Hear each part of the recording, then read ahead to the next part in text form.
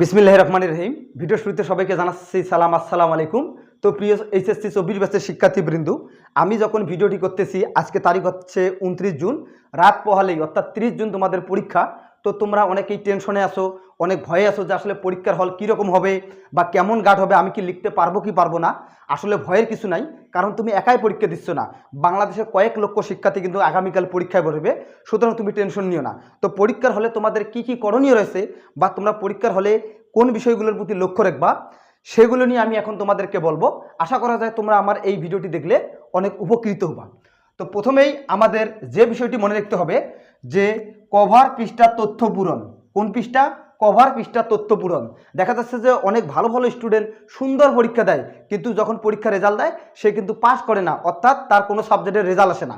Result না আসার একটাই কারণ হচ্ছে roll number, registration number, set code এগুলো যে প্রপারলি দাগাইতে হবে বা প্রপারলি ভরাট করতে হবে, সে সেখানেই ভুল করে।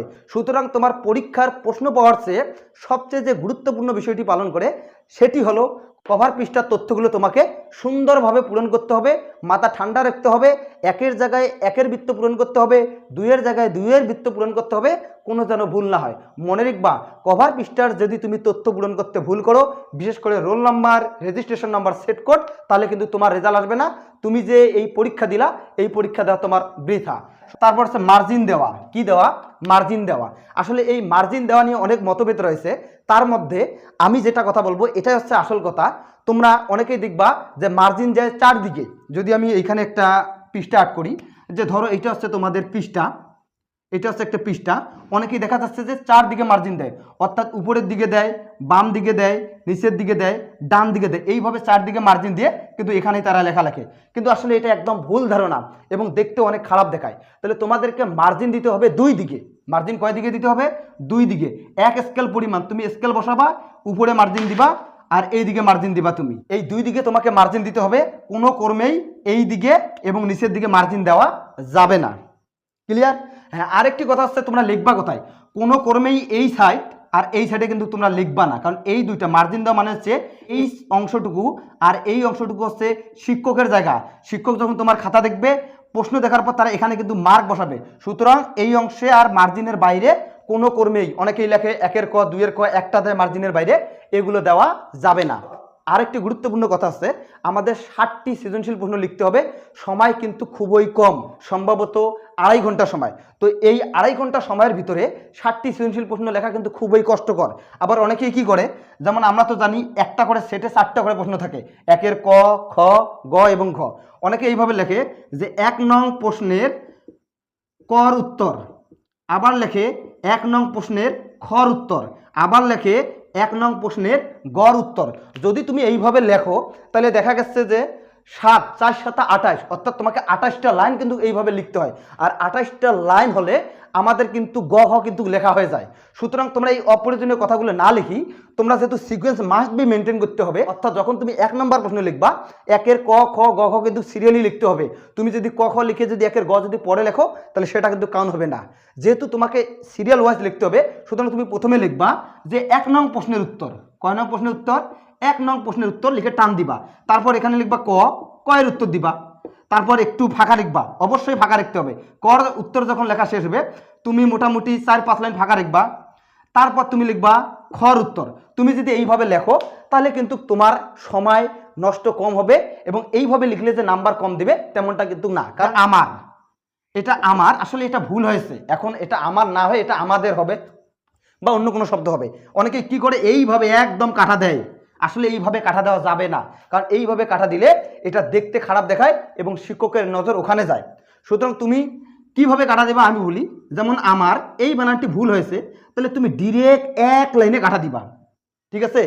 আর যদি দেখা যাচ্ছে যে পুরো একটি প্রশ্ন মানে পুরো একটা পেজ তোমাকে কাটা দিতে হচ্ছে, তাহলে কিন্তু তুমি যে এইরকম এইরকম এইরকম করবা না, ডিরেক্ট এই মাথাতে ধরবা, এই মাথাতে মানে কোনাকুনিভাবে একটা টান দিবা। তার মানে হচ্ছে তোমার ওই পৃষ্ঠাটা কিন্তু কাউন্ট হবে না এবং ওটা কাটা। রঙিন কলমের ব্যবহার, আসলে এই পয়েন্টটা অনেক গুরুত্বপূর্ণ যে রঙিন কলমের ব্যবহার আছে কি নেই পরীক্ষায়। অনেকেই দেখা যাচ্ছে যে রঙিন কলম ইউজ করে, কিন্তু আমি এখানে লিখছি কালো এবং নীল বল পেন। অবশ্যই বল পেন হতে হবে, কোনো সাইন পেন হওয়া যাবে না অথবা কোনো মার্কার পেন হওয়া যাবে না। তুমি কালো কলম দিয়ে লিখবা আর এই নীল কলম দিয়ে তুমি মার্জিন টানতে পারো, এতে দোষের কিছু নাই। তবে আমি প্রিফার করি এই নীল কলমের চেয়ে তোমাকে অবশ্যই অবশ্যই পেন্সিল দিয়ে মার্জিন টানতে হবে।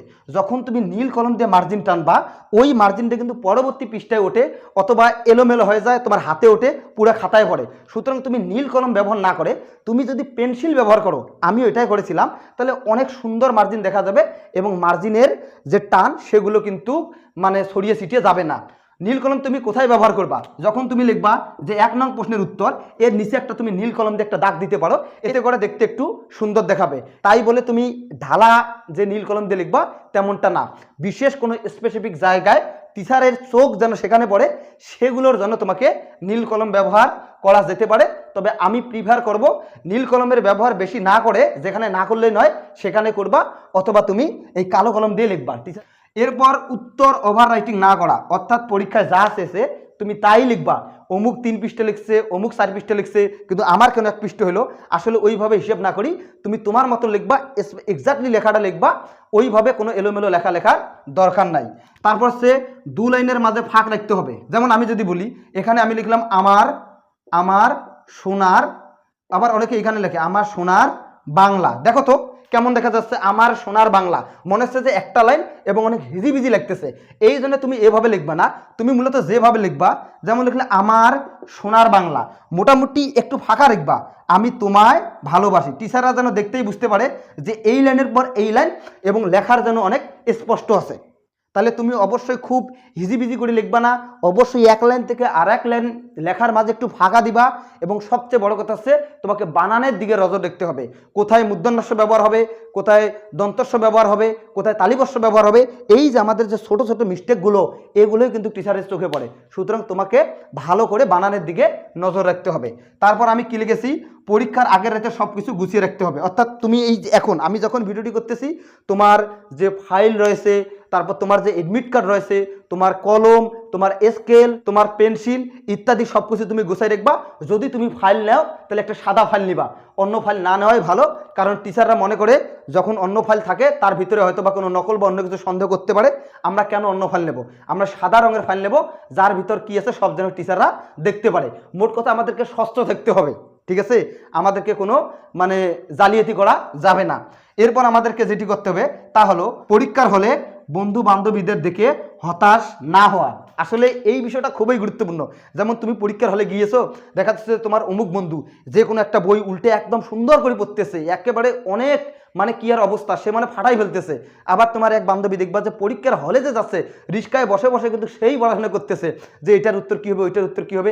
আসলে ওগুলো দেখে তুমি হতাশ হবে না, কারণ তোমার যা পড়া তোমার হয়ে গেছে। ওই সময় সে কি পড়বে দেখবা তুমি খোঁজ নিয়ে, যারা এই পরীক্ষার হলেও গিয়েও এইরকম পড়াশোনা করে তার রেজাল্ট খোঁজ নিয়ে দেখবা, তার রেজাল্ট কিন্তু ততটা ভালো হয় না।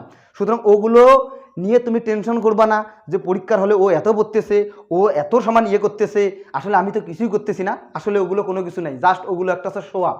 সুতরাং তুমি পরীক্ষার হলে গিয়ে যে পড়তে হবে তেমনটা না, তোমার যা পড়া অলরেডি হয়ে গেছে। 2 বছরে তুমি যেটা করতে পারো নাই, তুমি পরীক্ষার হলে 8-10 মিনিটে কোনো কিছু করতে পারবা। সুতরাং ওইগুলো দেখে হতাশ হবা না, ওগুলো দেখে দেখে তুমি চিল করবা, তুমি মজা নিবা যে পরীক্ষার হলে ওসে পড়তেছে। এরপর আমাদের আরেকটি প্রশ্ন হচ্ছে 100% প্রশ্নের উত্তর দেওয়া। অর্থাৎ আমাদের যে সিকিউ 70 মার্ক এবং এমসিকিউ যে 30 মার্ক, 100% উত্তর দিতে হবে। এটাই হচ্ছে তোমার আসল কথা এবং এটাই হচ্ছে আজকের সবচেয়ে বড় দিক নির্দেশনা। অনেকেই দেখা যাচ্ছে যে 6টা প্রশ্ন লেখে, 7টা ঠিকমতো লিখতে পারে না, অনেকেই 6টা লিখে আরেকটা লেখে না।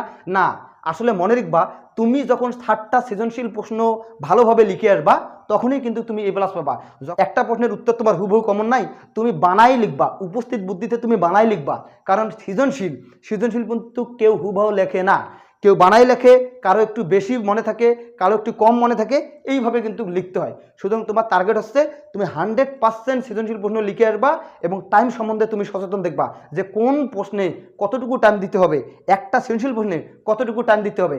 আরেকটা কথা হচ্ছে এমসিকিউ যে 30টা থাকবে তোমাকে 30টা দাগাইতে হবে। চাকুরির পরীক্ষার মতো কিন্তু বা বিশ্ববিদ্যালয়ে ভর্তি পরীক্ষার মতো কিন্তু এমসিকিউ কিন্তু তোমার কোনো নেগেটিভ মার্ক নাই যে 2টা প্রশ্ন ভুল হলে একটা এমসিকিউ আমার হওয়া প্রশ্ন কেটে নেবে, তেমনটা না। তুমি 30টা এমসিকিউ দাগাইবা, এমসিকিউ যদি তোমার ভুল হয় তাহলে নেগেটিভ মার্কিং থাকবে না।